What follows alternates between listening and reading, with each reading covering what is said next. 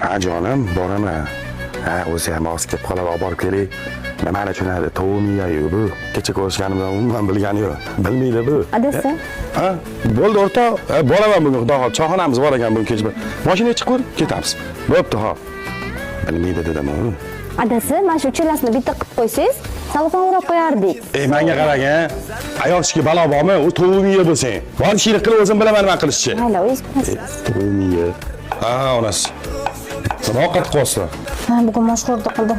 Mashg'ulda? Ha, bolalaringiz ozgina charchatdi bugun, uy ishlari bilan ozgina charchadi. Menga qara, o'zi uyda o'tirsang, so'ppayib. Nima, bitta bolaga qarab charchab qoldingmi? Yaxshi, yer choptirmayapmiz. Unda vahshiykan-da, momo qoldiroq bo'lar ekan-da. To'g'ri.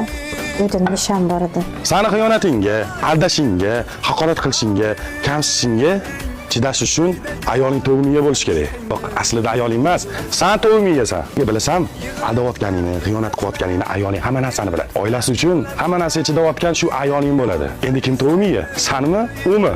Bu gapim ba'zi bir erkaklarga tegishli, hammasiga emas.